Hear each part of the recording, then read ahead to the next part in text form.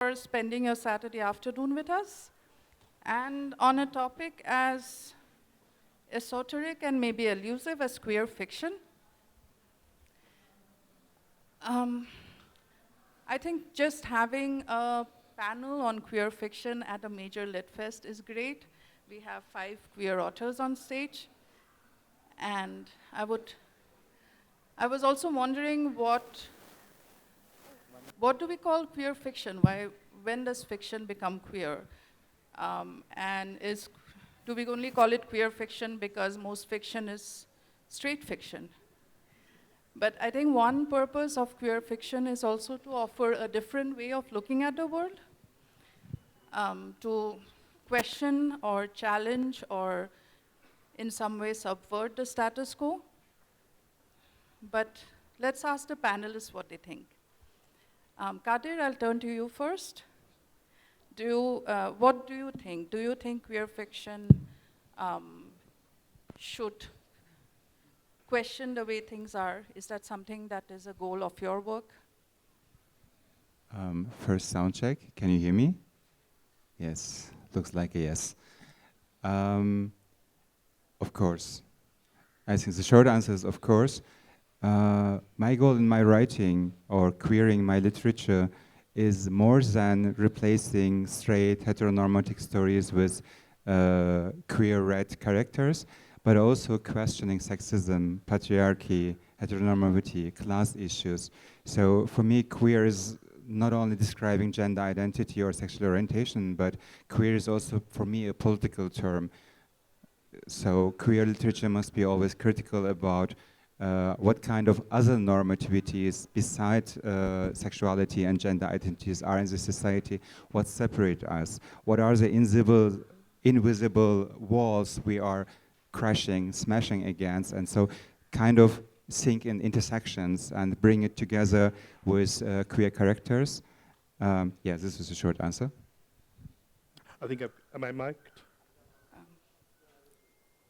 All right. I'll just use this. I have more follow-up questions, but let's first go to other authors. Maybe I should take this. Ranbir, your previous books, I mean, not all your books were queer. So do you want to talk about why this story felt right to you in this moment? Ranbir's book, Night in Delhi, is not even out yet. It's being pre-launched at BLF. So you can still go get it, but it's going to be out officially later this month.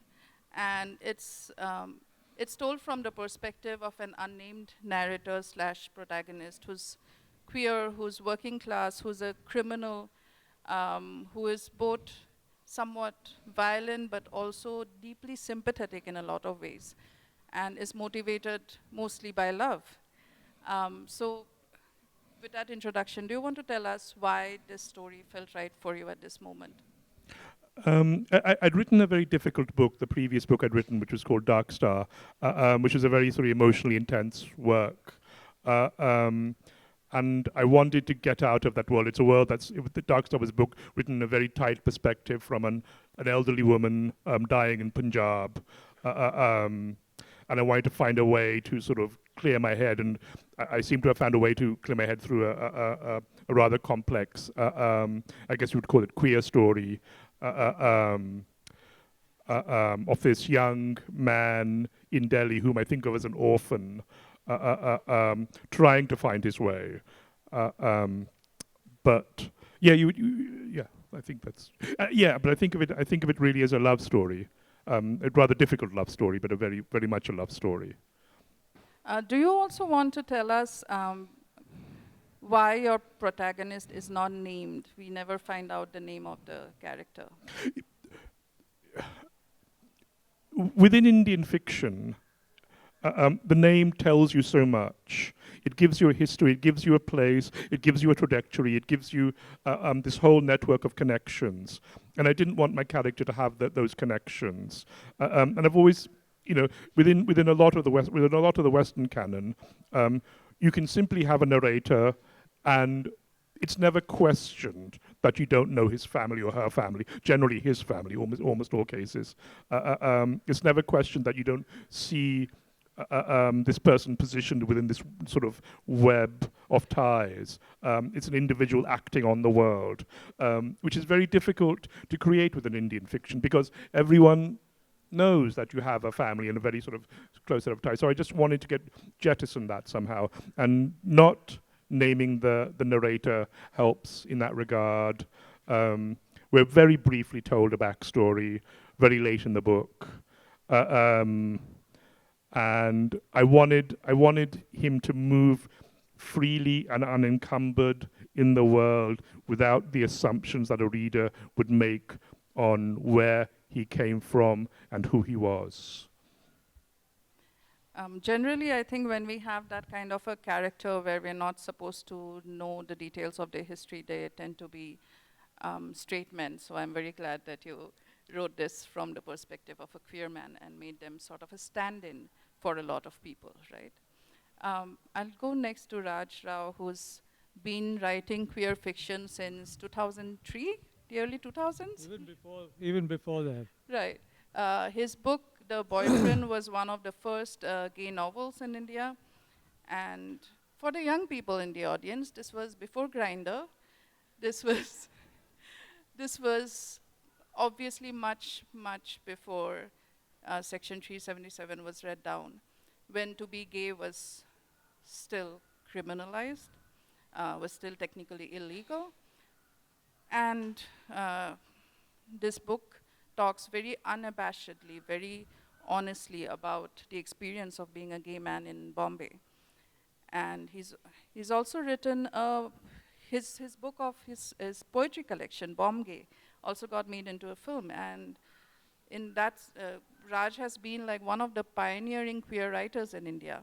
His latest book, Mahmood and Ayaz, has a queer Muslim protagonist, Mahmood, who is somehow, somewhat consciously modeling his own life on the historical Mahmood of Ghazni and his lover, Ayaz. And I found Mahmood a very interesting protagonist, the kind of protagonist, the kind of Muslim protagonist I didn't know we were allowed to write in 2024.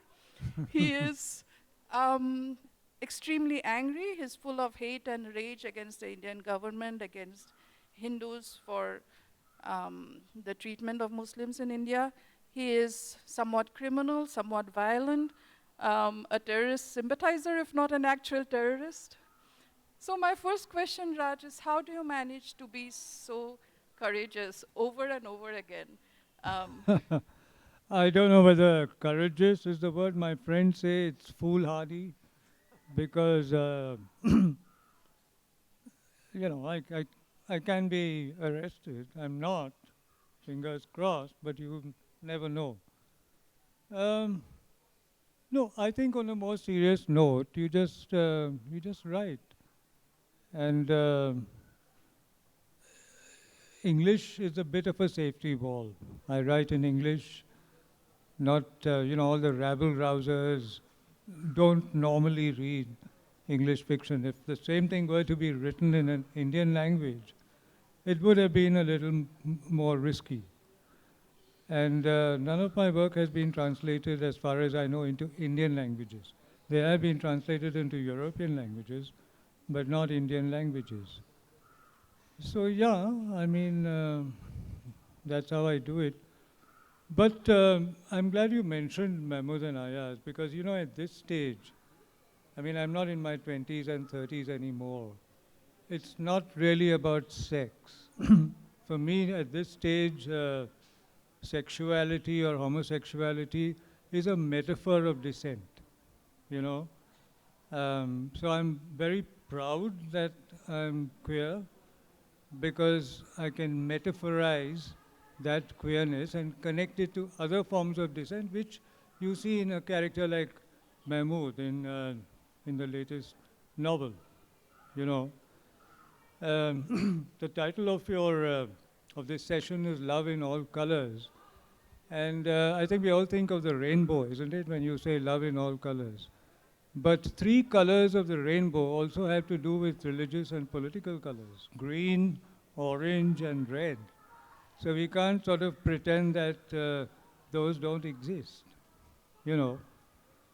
So that's where I am at this stage. The early work was, it had a lot of sex, and also, if we get time, a thing that I have frequently said and written about is that queer writing needs its own aesthetics. If you evaluate it from the point of view of mainstream aesthetics, it won't work. Critics will damn you and so on. One of the aspects of queer aesthetics is explicitness, where the borderline between pornography and literature is very, very thin. Now, in mainstream writing, that's not the case. I can give you any random examples, but of all people, I'm thinking right now of V.S. Naipaul. In his novel House for Mr. Biswas, the wife keeps getting pregnant, but there's not a single sexual scene between husband and wife.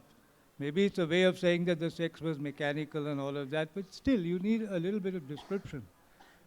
So I think that typifies a lot of mainstream writing. There's this Oxford Handbook of Literature, which is just out from OUP in London, edited by Alka Angeria and Anjali Nerkar. And I have a piece on queer aesthetics.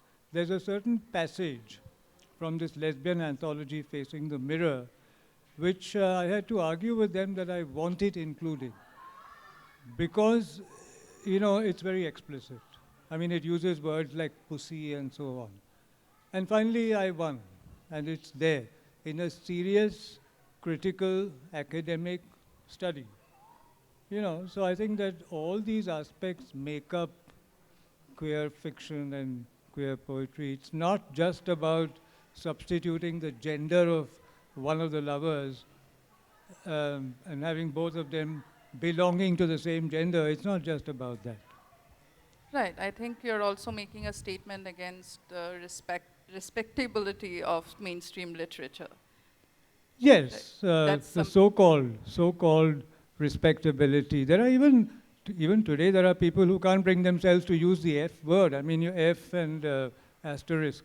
There are people who do that, and if that is not prudish, I don't know what is. Saikat, moving on to you, you've written more than one queer book, including your latest, The Remains of the Body.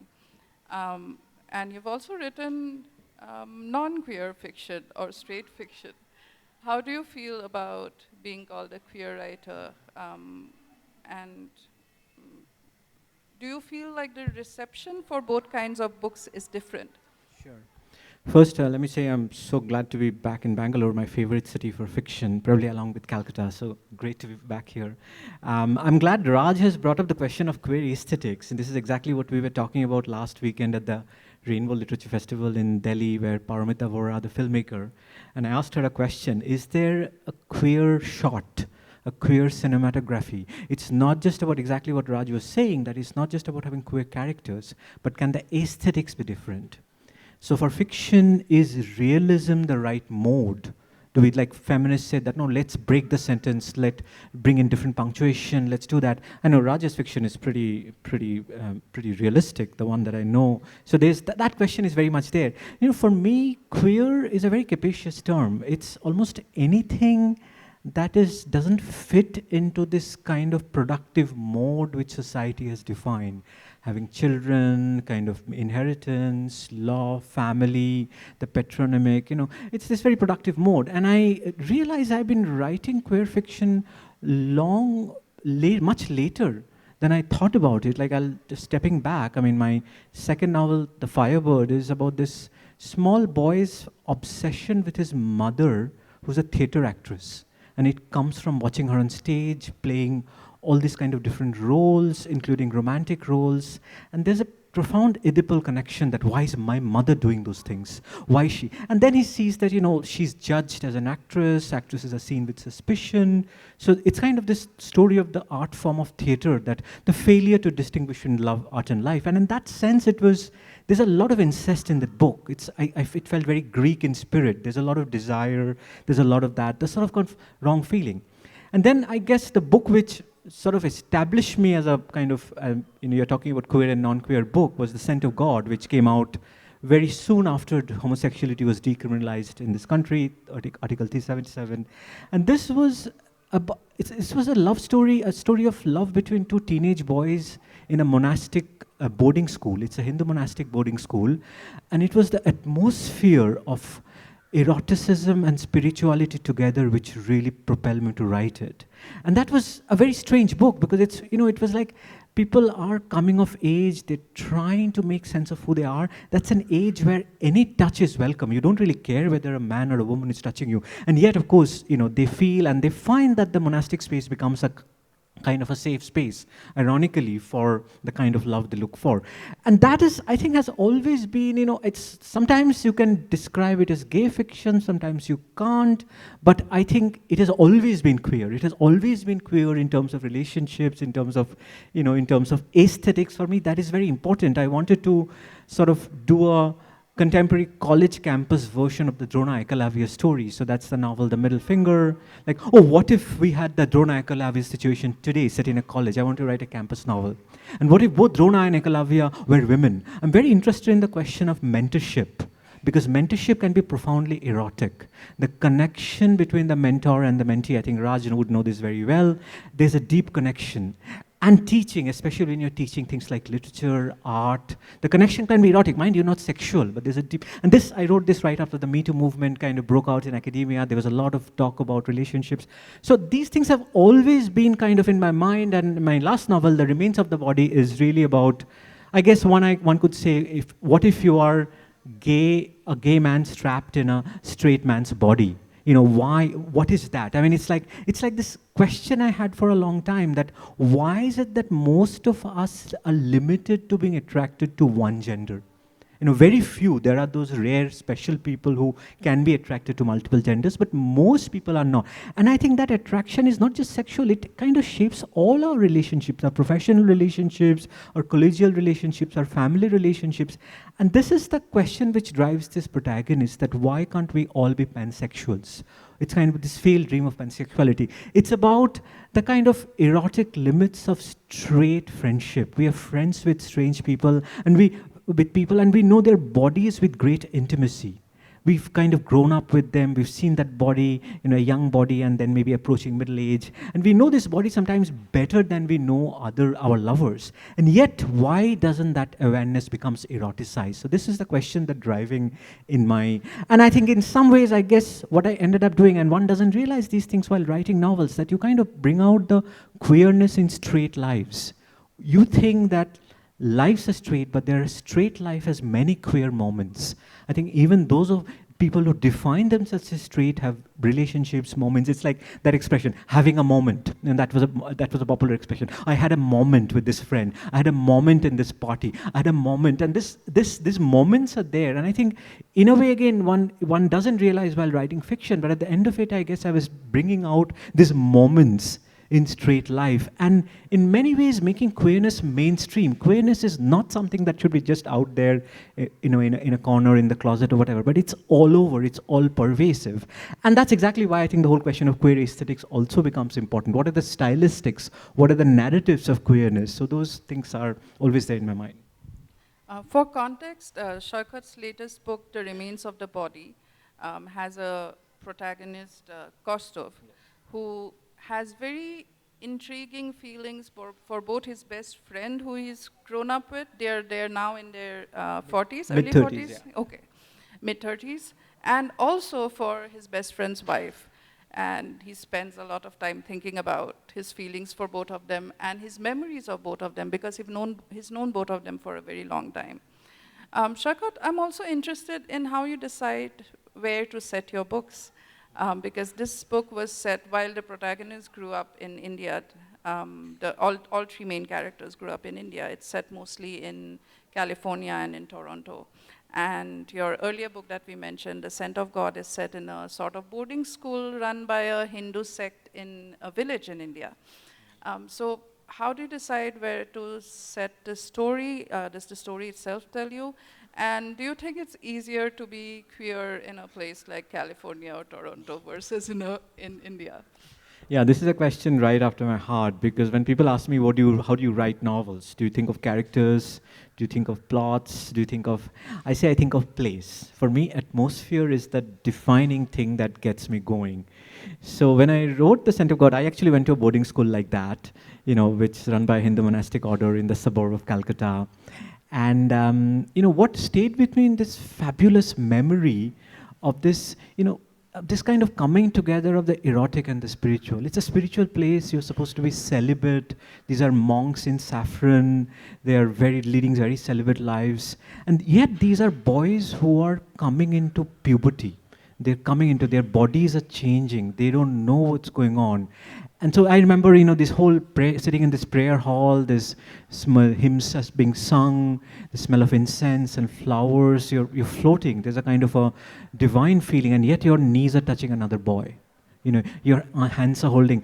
And this strange kind of coming together of the erotic and the spiritual. I mean, there's a scene in that novel where a monk is beating up a boy. And this beating up was so brutal. There was a time when the shirt tore, and you could tell the difference between the slaps landing on the cloth and the bare flesh. The sound suddenly changed. And there's tremendous eroticism in this thing.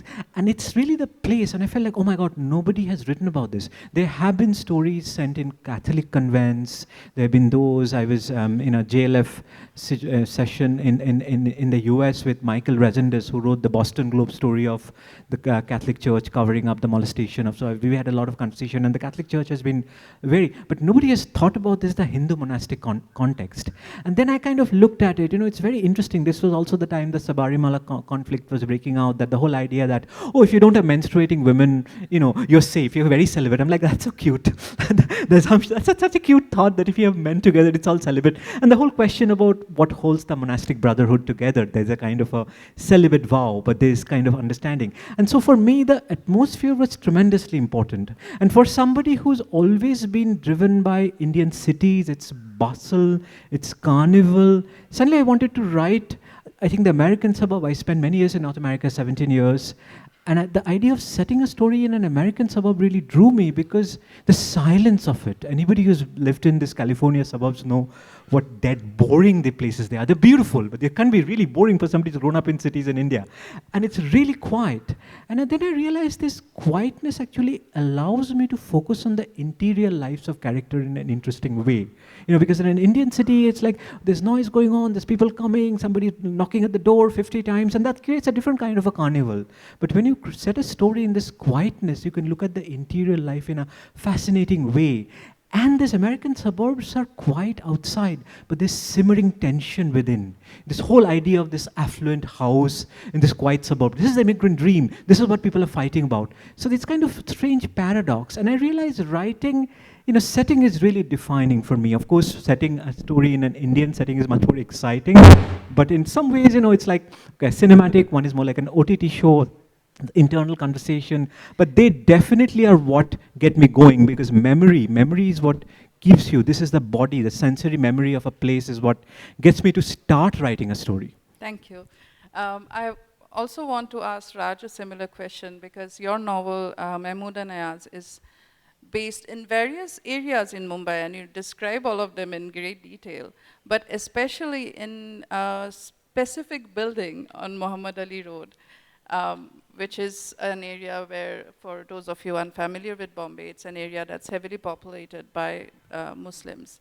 And you chose that very specific setting, and you made it come alive for us.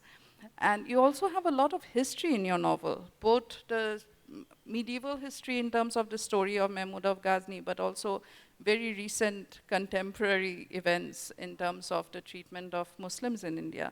So what's your approach to research, as well as to how do you use research to make your characters more authentic?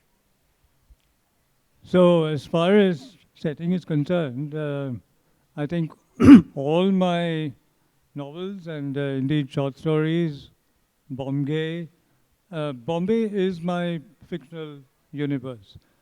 I won't call it Mumbai for the life of me. It's Bombay. That's where I was born and raised, in South Bombay actually, but I know Bombay like the back of my hand.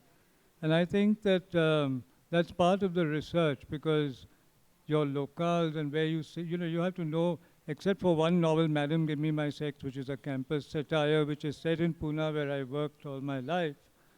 But otherwise, it's Bombay. Now, for Mahmood and Ayaz, of course, this was a very ambitious project. Um, I was not aiming at writing a historical novel. I'm not a historian. I first heard about the love story of Mahmood and Ayaz from Salim Kidwai's book. And he points out that he compares it to other legendary heterosexual love affairs, Laila Majnu, Shirin Farhad, and so on. But very little is known about it.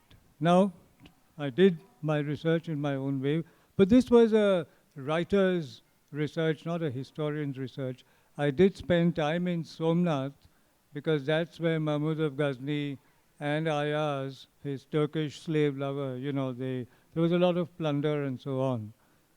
And so, and also where our protagonist Mahmood goes. Yeah, and they starts go to his criminal career. Exactly. So, in order to take them to Somnath, I had to go there first and spend some time, which I did. This was just before the lockdown. And, but I didn't want to write, as I said, a historical novel. So I was more interested in, I am interested in history's connections with the present. The last sentence of Mahmood and Ayaz is that history has a strange way of repeating itself, or something to that effect. So our Mahmood, and Ayaz is a Hindu lad whom he just finds off the street, converts him, and renames him Ayaz. But, he finds that the whole trajectory of their love affair, if you can call it that, is sort of, moving in the footsteps of Mahmud of Ghazni and Ayaz. Yeah, you're kind of recreating the master-slave dynamic in a modern exactly, setting. exactly. So, but I am interested in the contemporary. If I didn't do that, I wouldn't have a chance to, you talked about the second chapter is called Chota Pakistan, right? Now that part of Bombay, Muhammad Ali Road and all that is indeed, it's completely Muslim dominated and so on. And then, again, if you look at the trajectory, this man aspires to be a civil servant. He doesn't make it. But even there, he wants to join the civil service to sort of weaken the system from within. His ambition is to join RAW. But that doesn't happen. Then he becomes a writer of guides and so on. But eventually, a life of crime, right? First, it's a friend of mine found that very funny, because their first criminal job is to steal the shoes of pilgrims. Now, by the way, and again this is research, but in Bombay, there's a flourishing market for branded second-hand shoes. There's a street called Date Gully, which is also there in The Boyfriend. And you get these, for half the price, your Nikes and Pumas and so on. So this is their first criminal activity. And then they graduate to gold. And then, of course, they are drawn to the D Company guy. He sends them to Kashmir. But I think the redeeming thing is that they don't become full-fledged militants. What ironically comes in the way is that they are stricken with HIV. And then, for the militants, they don't have use for sick people. So they pack them and send them back to Bombay. Right.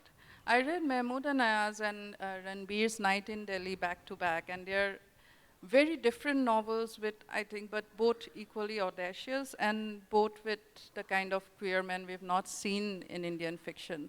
So Ranbir, what's your approach to research, and do you care about the authenticity of character at all?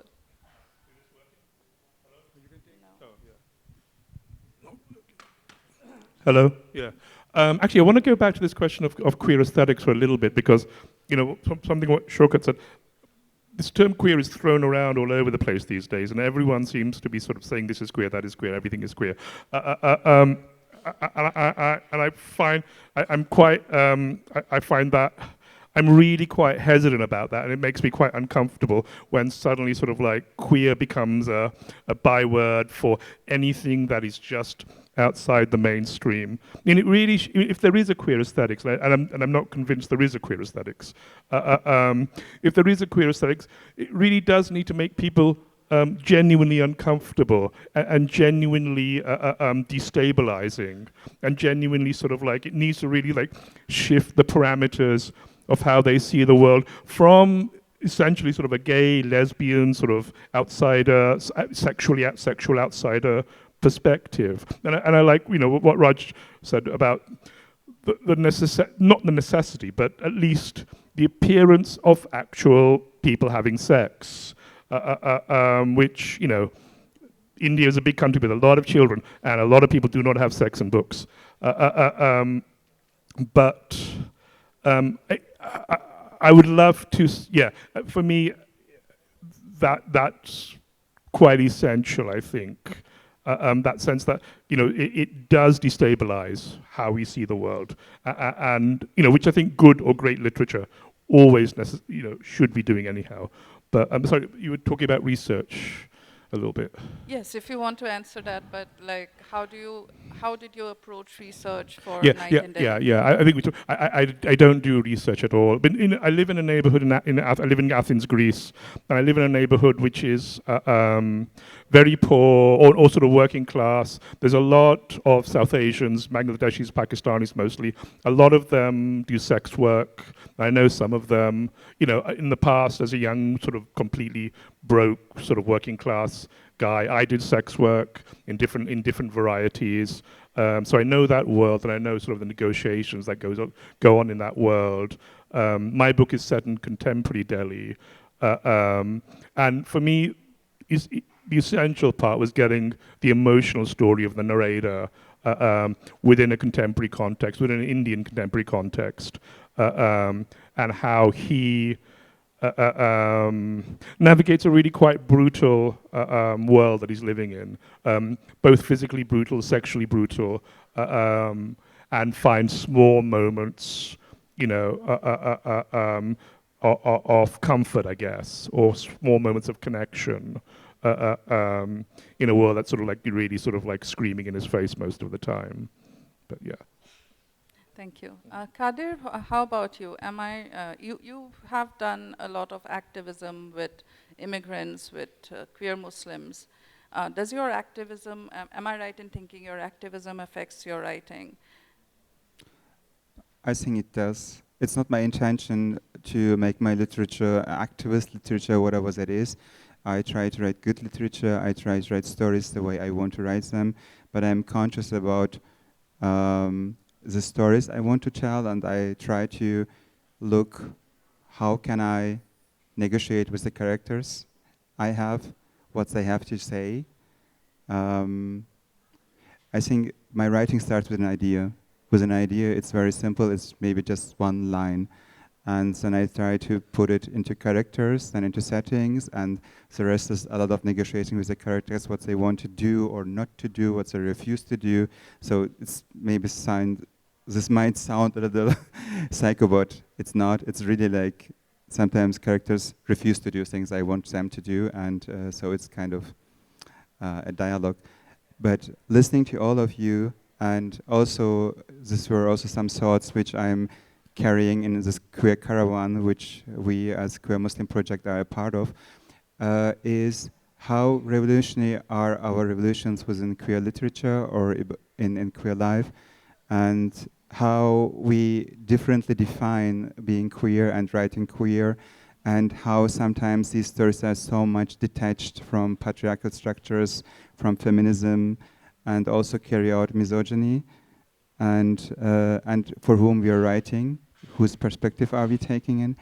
And for me, I found the perspectives that I don't serve the heteronormative and I don't serve the straight audience.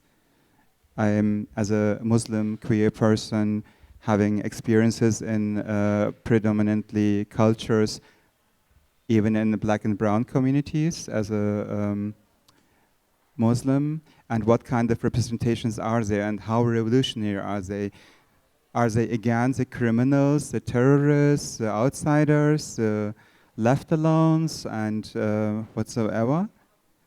And or can we have more futurist ideas about this, and can we challenge this already existing in the mainstream, existing prejudices and being bodies of danger and being outsiders?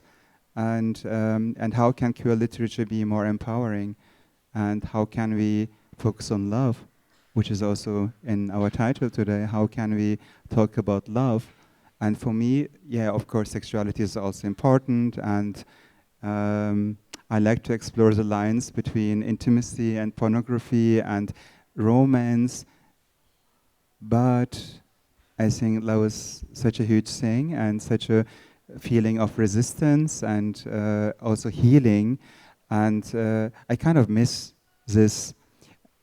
People, because also I see my fellows from Queer Caravan here sitting, they heard it like 1 million times already in the last 2 weeks.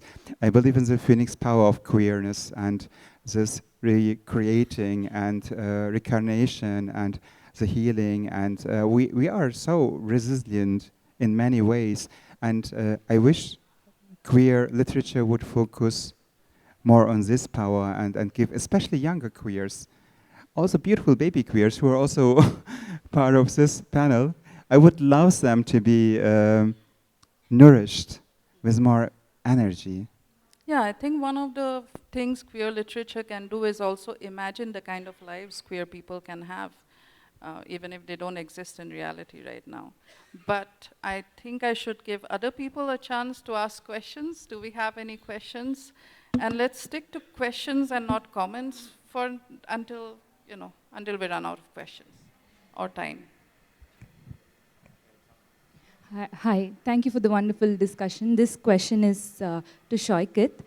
So I have read your the novel, The Firebird, splendid work. So my question is, Garima is a theatre artist and she owned theatre, or rather theatre owned her in your writing. So my question is, what if Ori's father was an actor and he could have had his own existential issues, but would the family still have allowed him to be owned by the theatre?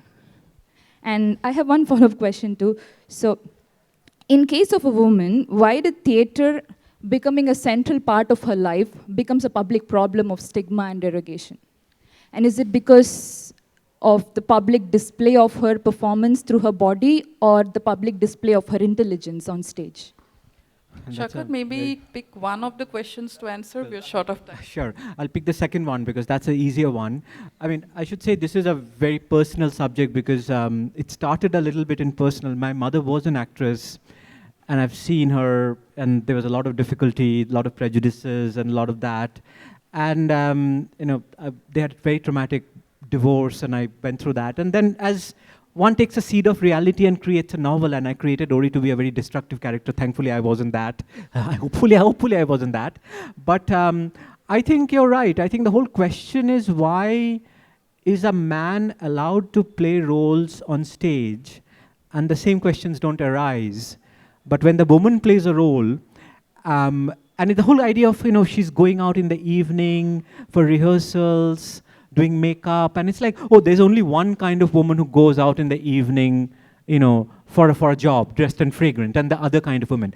And particularly in Calcutta and probably in other cultures too, theatre actresses are often seen in connection with an older tradition of courtesans and prostitutes, and that whole and that mindset, I think, hasn't quite vanished. And this novel is set in the 80s, and I think even then, I think that performance idea of the performing woman is very suspicious in certain ways, and it was a fascinating atmosphere because Calcutta was also Marxist culture, so there was a different kind of a theatre culture coming up.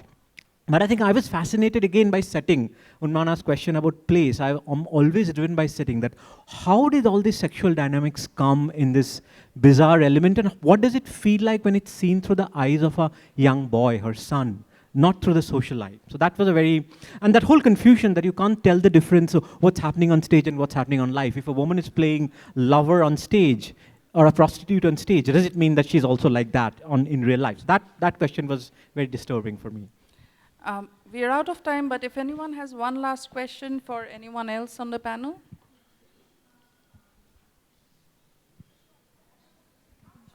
Okay.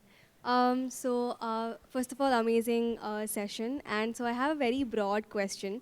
I'm an educational psychologist, so I'm interested in how to break the sort of like normative or the linear timeline of success and growth. And is there a way one could do that through queer fiction? So if anyone could answer that. Can you just repeat that, please? I don't know if queer fiction writers are interested in growth.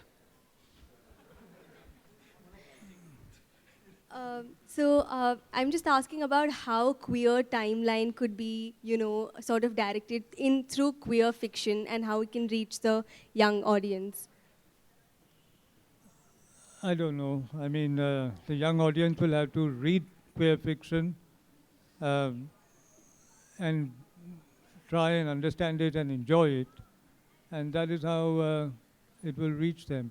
You said you're a psychologist, and psychologists, in my experience, they come up with these phrases like trauma dumping and so on, You read, I think, any of our books and you might say, well, this is trauma dumping.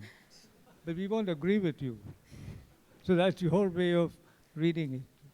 Yeah, I think the joy of being a fiction writer is you write about what interests you. I don't think we care very much about how to, about the personal growth of our audience. And literature is not politically correct. If it starts becoming politically correct, it's not literature, it's extremely boring. I think we all have characters who are completely politically incorrect. Even something like conversion in Mahmood and Ayaz, then the psychologists, the sociologists, they have problems with everything. The humor is lost. In Bomb Gay, that sequence, there is a vignette. There's a sequence where this gay man is traveling by Bombay suburban trains. Now, thanks to our Prime Minister, there's no Khule Mein Sauch. But in those days, you had rows and rows of men, frontal nudity, defecating by the tracks. Now, I use that as an image. This was sociology. There were a lot of sociologists there. And they attacked me and said, you're making fun of poor people who don't have proper sanitation. So, which means that there is no black humor possible. And I think that literature works very differently. I completely think that the agree psychologists should stick to their discipline and not, not meddle with literary people. All right.